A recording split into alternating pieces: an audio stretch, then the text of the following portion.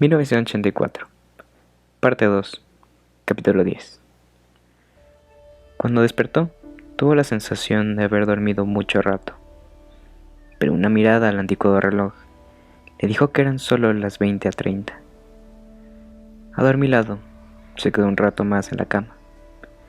Luego oyó en el patio la acostumbrada tonadilla cantada a todo pulmón. Fue solo una ilusión sin esperanzas, que pasó como un día de abril. Pero, ay, una mirada, una palabra, y los sueños que despertaron me han robado el corazón. La bobalicona canción parecía haber conservado su popularidad. Aún se oía por todas partes. Había sobrevivido a la canción del odio. Julia se despertó al oírla, bostezó perezosa y se levantó. «Tengo hambre», dijo. «Haré un poco de café». Demonios, el infiernillo se ha apagado y el agua está fría. Cogió el infiernillo y lo sacudió. No queda aceite. Seguro que el viejo Charrington nos dará un poco. Raro es que antes comprobé que estuviese lleno. Voy a vestirme. Parece que ha refrescado. Winston también se levantó y se vistió. La voz cantó infatigable. Dicen que el tiempo lo cura todo, que siempre se puede olvidar, pero pasan los años y las lágrimas y las sonrisas aún hacen que se me encoge el corazón. Se asomó a la ventana mientras se ajustaba el cinturón del mono. El sol debía de haberse ocultado detrás de las casas, porque el patio ya no estaba iluminado. Las losas estaban húmedas, como si acabaran de fregarlas.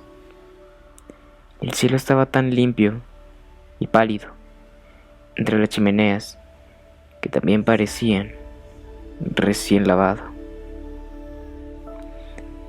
Incansable, la mujer iba y venía, tapándose y destapándose la boca, cantando y guardando silencio, sin parar de colgar más y más pañales.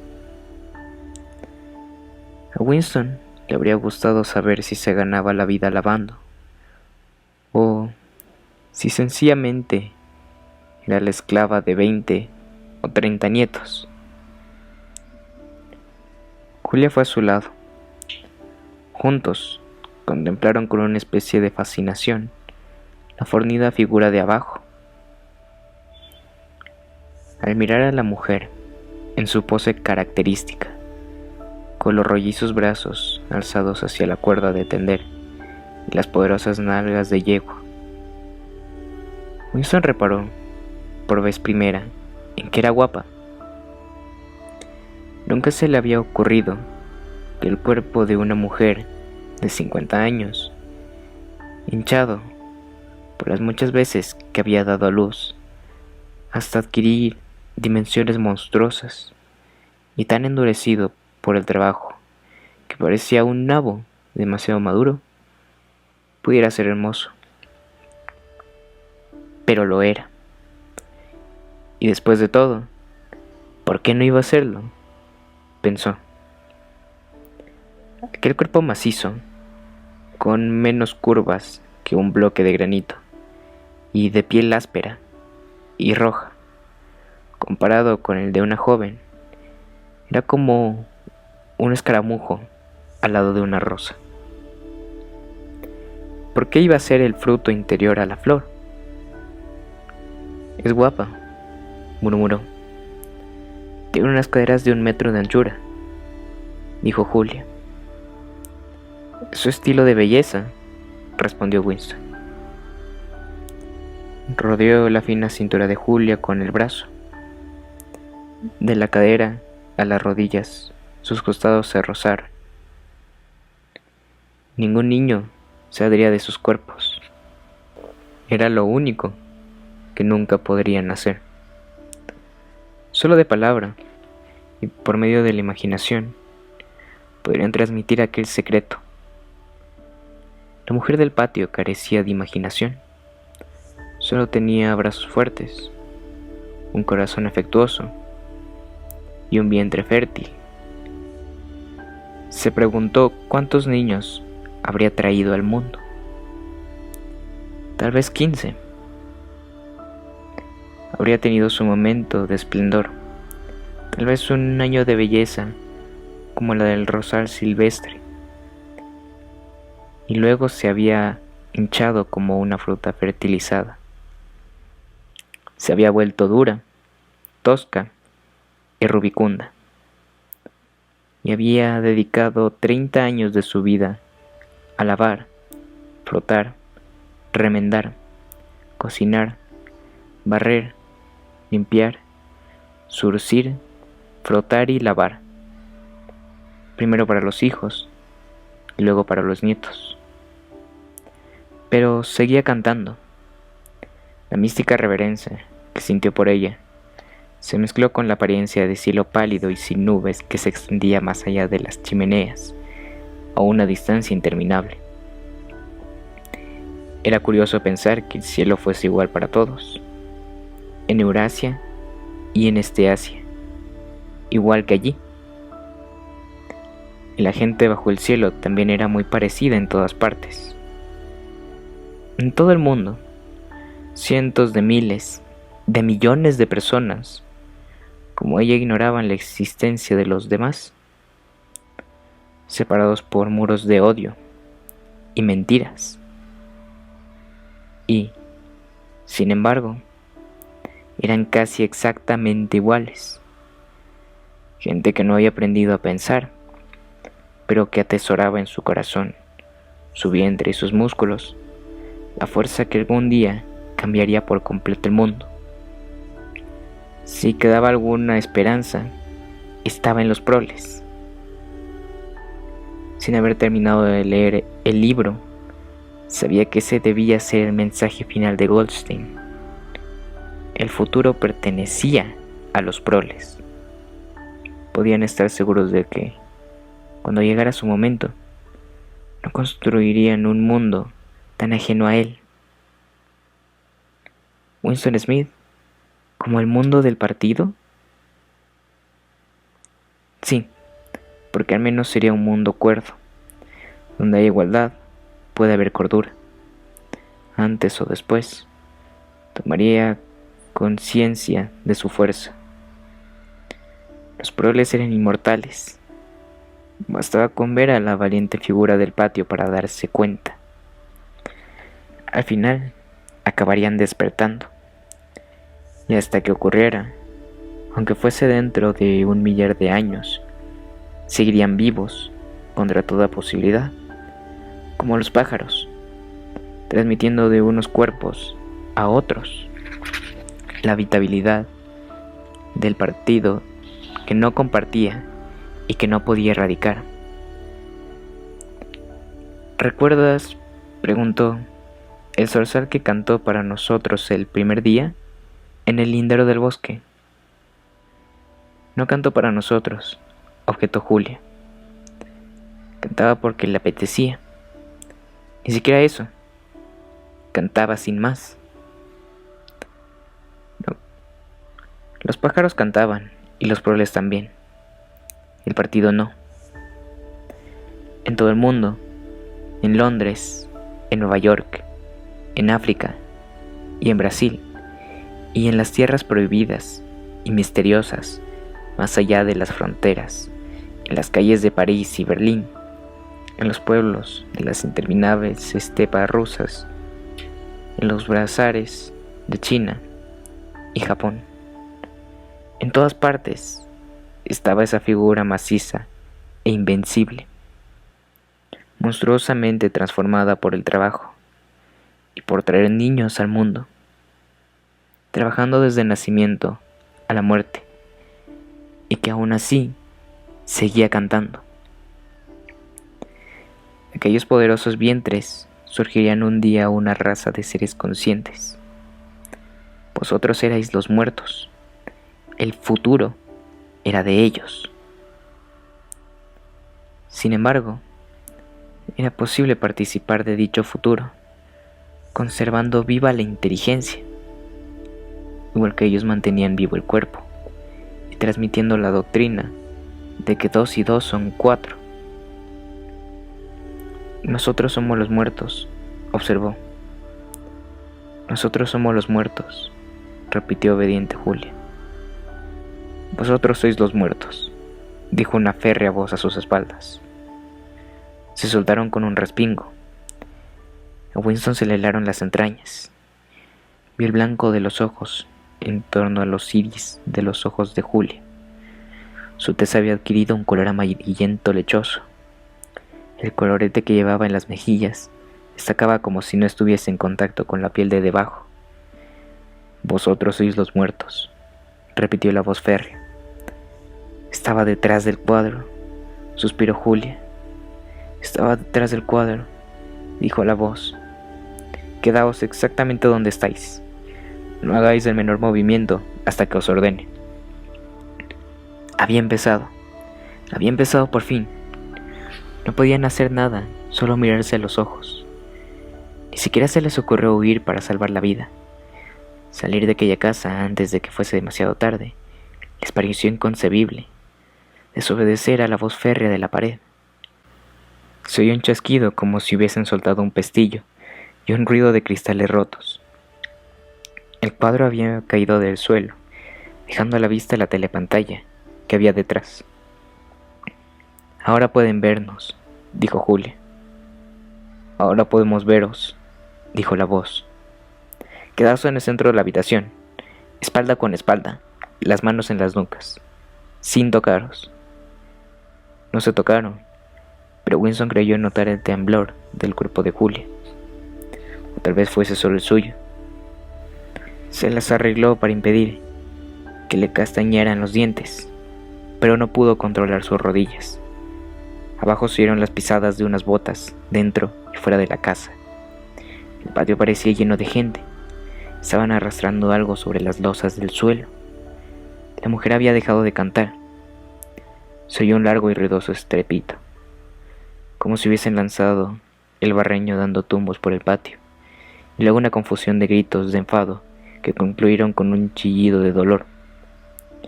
La casa está rodeada, dijo Winston.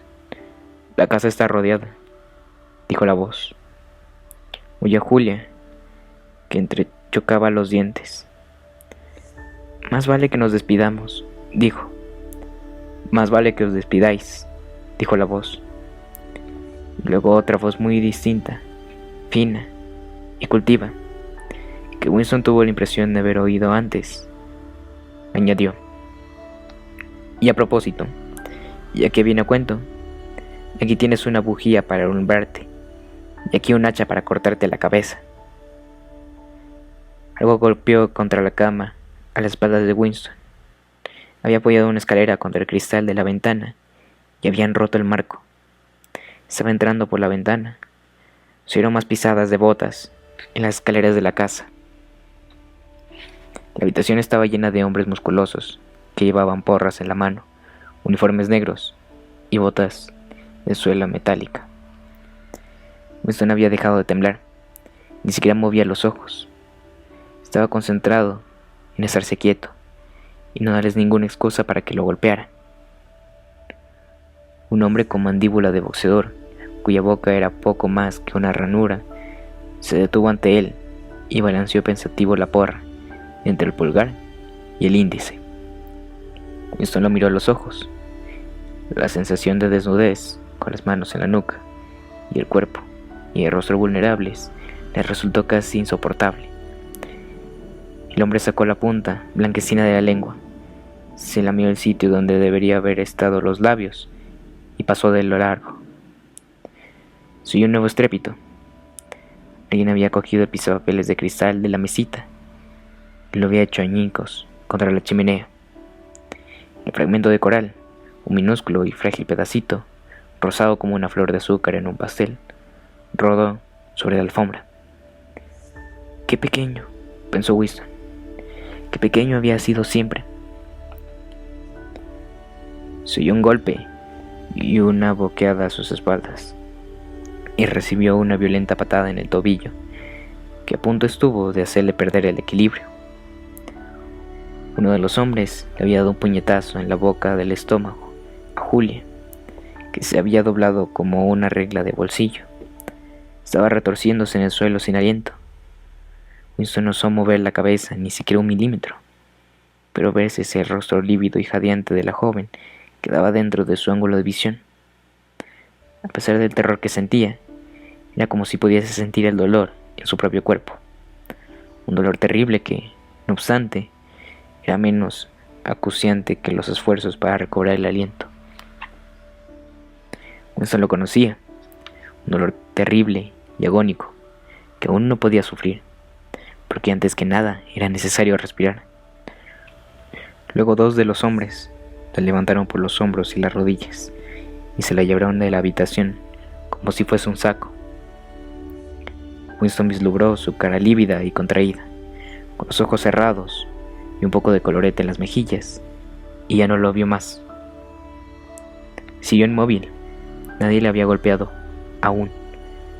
Acudieron a su imaginación cosas sin interés, en las que le resultaba inevitable pensar. Le habría gustado saber si habían detenido al señor Charrington, y qué le habían hecho a la mujer del patio. Reparó en que tenía muchas ganas de orinar, lo cual le produjo una vaga sorpresa, porque apenas hacía 2 o 3 horas que lo había hecho. Vio que el reloj de la repisa de la chimenea indicaba las 9, es decir, la 21. Pero la luz era demasiado intensa. No debería estar declinando a la 21 de una tarde de agosto. Se preguntó si Julia y él no habrían confundido la hora. Tal vez hubiesen dormido más de 24 horas y hubieran pensado que eran las 20:30, cuando en realidad eran las 8:30 de la mañana siguiente. Pero no le dio más vueltas y era irrelevante. Se oyeron otros pasos más leves en el pasillo. El señor Charrington entró en la habitación. La actitud de los hombres uniformados de negro se volvió de pronto más sumisa. Algo había cambiado también en la apariencia del señor Charrington. Su mirada se posó sobre los fragmentos de pisapapeles de cristal. «Recoged esos cristales», dijo secamente. El hombre se agachó para obedecerle. El acento cockney había desaparecido. Winston comprendió de pronto que era la misma voz que había oído hacía unos instantes en la telepantalla. El señor Charrington llevaba todavía su vieja chaqueta de terciopelo, pero su cabello, que era casi blanco, se había vuelto negro. Tampoco llevaba las gafas. Echó un rápido vistazo a Winston, como para verificar su identidad, y no le prestó más atención. Seguía siendo reconocible, pero ya no era la misma persona. Su cuerpo se había erguido y parecía haberse vuelto más corpulento. Su rostro había sufrido cambios minúsculos que, no obstante, habían obrado una transformación completa. Las cejas negras eran menos pobladas, las arrugas habían desaparecido. Todos los rasgos de su rostro parecían haber cambiado. Incluso la nariz parecía más corta. Era el rostro frío y despierto de un hombre de unos 35 años. Winston cayó en que, por primera vez en su vida, estaba viendo conscientemente a un miembro de la policía del pensamiento. En este punto ha acabado la parte 2 de 1984. Mañana continuaremos con la tercera parte.